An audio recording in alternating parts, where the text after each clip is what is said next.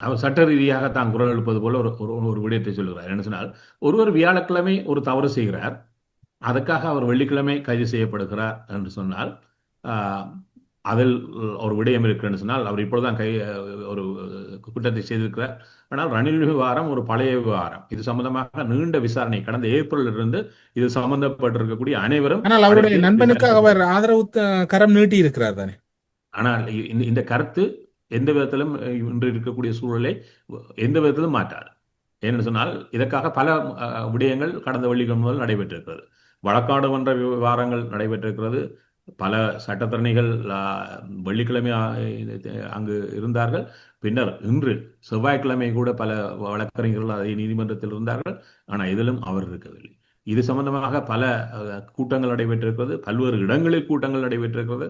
பல சந்திப்புகளை எதிர்க்கட்சியினர் நடத்தியிருக்கிறார்கள். இதிலும் அவருடைய பிரசன்னம் இருக்கவில்லை. ஆகவே அவ்வாறு பார்க்கின்ற பொழுது இந்த விவகாரத்தில் கருத்துக்கள் எந்த விதத்திலும் உதவாது. அதை கடந்த விவகாரத்தில் இவர் என்றால் அதாவது சந்திரிகா தன்னை நேரடியாக ஈடுபடுத்திக் கொள்வதிலிருந்து சுமந்திரன் விலகி இருந்திருக்கின்றார். அது தன்னை தமிழர் பகுதியில் அல்லது தனக்கு ஏற்கனவே செல்வாக்கில்லாத சூழ்நிலை இன்னும் செல்வாக்கை ஒட்டுமொத்தத்தில் இல்லாமல் செய்துவிடும் என்கின்ற ஒரு அச்சத்தில் ரணிலின் கைதின் பின்னர் சுமந்திரனும் அச்சமடைந்திருக்கின்றார் இல்லையா?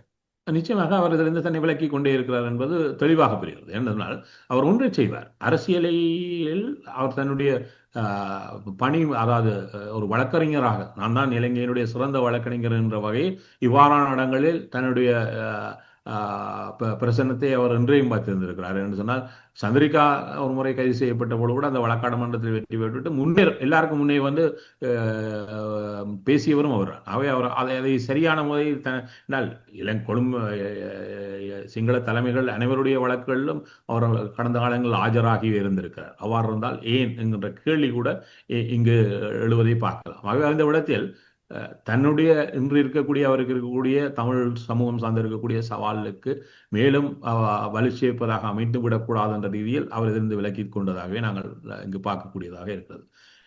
இதில் இன்னொன்று இருக்கிறது. அவர்களுக்கு அவருக்கும் சரி ரணிலுக்கு நான் சொன்னது போல இருக்கக்கூடிய சவால், அவர்களுக்கு இதுவரை ஒரு காத்திரமான அனுசரணையாக இருந்த அமெரிக்கா, இன்றைய அமெரிக்காவுடைய புதிய ஒழுங்கல் இவர்கள் கைவிடப்பட்டவர்களாக மாறியிருக்கிறார்கள் என்பதுதான் உண்மை.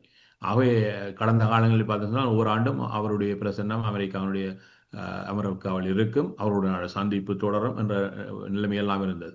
ஆனால் இப்பொழுது முழுமையாக கடந்த இந்த ஒரு ஆண்டுகளில் அமெரிக்காவுடைய வெளிவார கொள்ளையும் சரி, அமெரிக்காவுடைய தொடர்பாடலும் சரி முழுமையாக மாறி இருக்கிறது.